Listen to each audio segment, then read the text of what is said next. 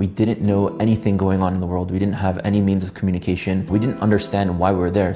They basically treated us like animals. The words written there were, "Dear God, please allow me to experience happiness one more time during my life." We became the story, and that was absolutely never our intention. My name is Rudy Rockman. I'm a Jewish and Israel rights activist, and I'm also the executive producer and host of the We Were Never Lost documentary series. It's a series that is set to tell the stories, struggles, and aspirations of lesser known or disconnected communities of Jews around the world. Our first season is to take place in Africa, and we were just in Nigeria filming our first episode. Unfortunately, after 2 days, we were illegally held by the Nigerian government's internal security service and held in cages for 3 weeks. We are here to set the record straight of what we went through and what actually happened. My name is David Benaim. I'm a journalist and I'm a field producer and producer on the We Were Never Lost series. I'm Noam Liebman of Kavanagh Films and the creative director for We Were Never Lost. So first you may need a bit of context to understand who the Igbos are and why we went to Nigeria in the first place. Now, the Igbo people are a people with a rich history, diversity, and a lot of culture, and have very similar experiences that other Jewish communities have had around the world that are known in the mainstream, whether it's through persecution or overcoming challenges. They believe to be descendants of a tribe of Israel, specifically of Gad.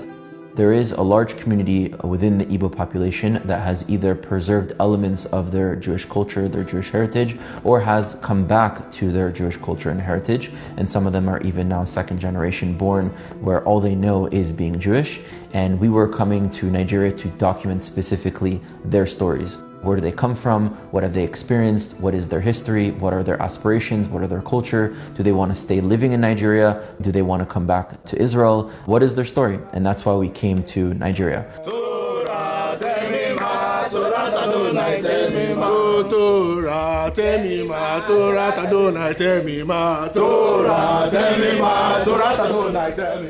Okay, so starting from the beginning, we arrived in Nigeria and spent the first 2 days filming in a village called Ogidi. The amazing community that welcomed us with open arms, like cooked us food and introduced us to their way of living their Jewish life, the way they were praying every single morning. Even though we only had 2 days, we got to experience how charismatic, intelligent, hardworking, and knowledgeable in Torah that this community is.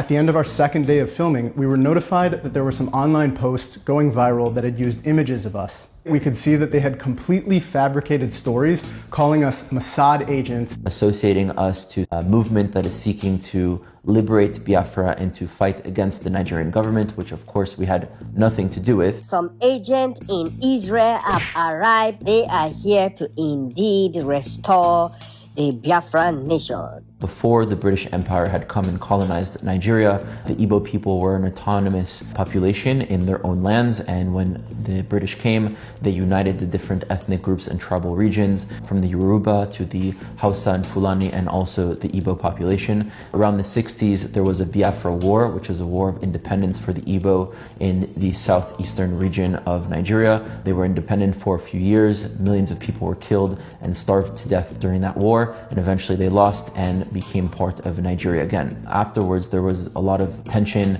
and bad blood between the communities, and the Hausa Fulani, which are the majority and those that are always in power, have been discriminating the Igbo population. And since then, there are still movements that seek to separate from the rest of Nigeria. Now, apart from this political movement to achieve self-determination for the Igbo people, the reality is that the vast majority of the Igbos have nothing to do with fighting or physically pushing for the liberation of Biafra and are normal people living within Nigeria.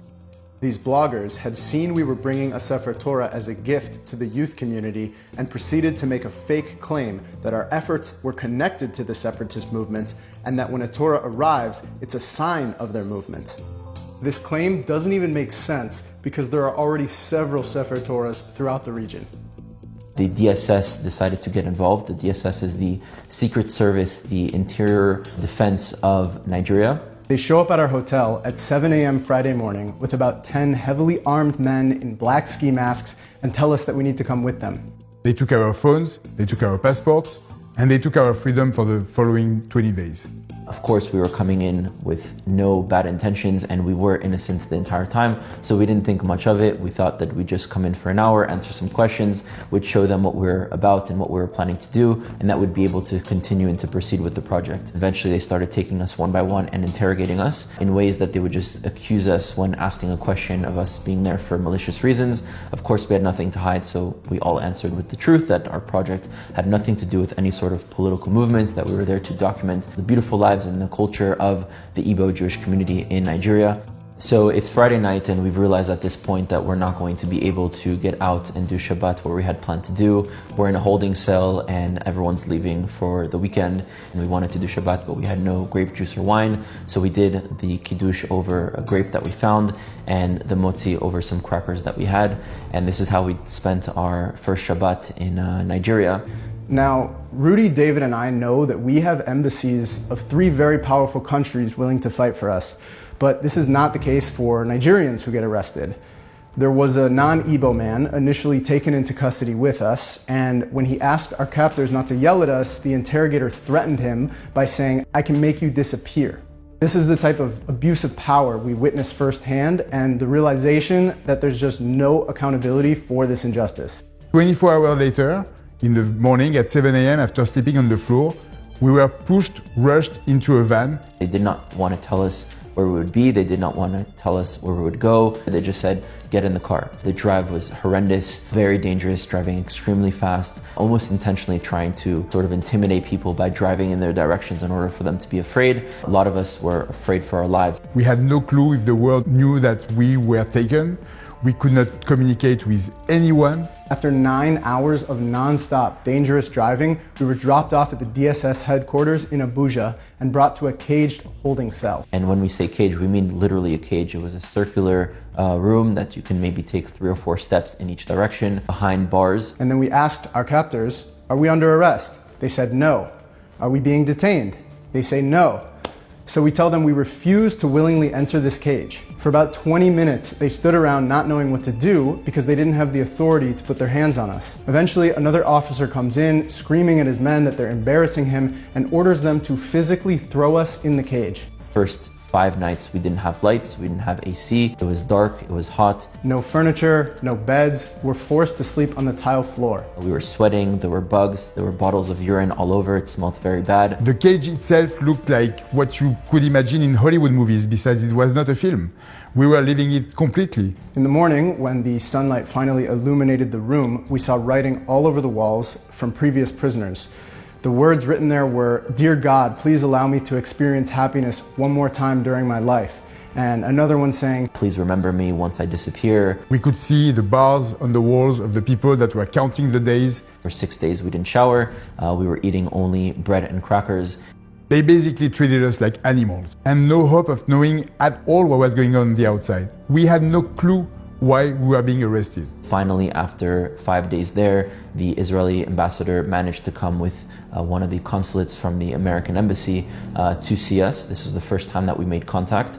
And we finally were able to know that the outside world kind of understood what our situation was. Told us that they were doing everything that they can to get us out, that they were trying diplomatic means, and that they were in communication with our families, which was a breath of fresh air, that people knew where we were, and that at least our families knew the location of where they were keeping us. They also managed to speak to the people that were holding us, the DSS officers, and agreed to bring food from Chabad, a Jewish organization all around the world, specifically the one in Nigeria, that agreed to provide us with kosher food. So by day 6, it was the first time that we had a real meal. We were finally allowed to shower. Now, when I say shower, I don't mean we go into a room with an actual shower. I mean we go to the bathroom with a bucket that they use to either clean themselves because there's no toilet paper, or to actually clean the bathroom itself by pouring water on the floor. And taking this bucket, we would fill it up with cold water from the sink and we would dunk it on our heads. And that's how we would shower there for the 3 weeks that we were being held. I am immunodepressive and I need my medication daily. If I don't, my life could be in immediate danger, especially in the kind of situation that we are being held on. His medication, along with all of our equipment and luggage, was left at our hotel 900 kilometers away. And 5 days without my medication can be extremely dangerous with my condition. And we kept on telling them that, and we kept on telling them that was essential that I get my medication, but they would not react. The DSS doctor scribbled down the name of the medication and tells us, don't worry, we'll find some. And we're explaining it's a unique prescription customized for him. It's very expensive. You're not going to find it in Nigeria. And if you don't take this seriously, you're going to have the death of a foreign citizen on your hands.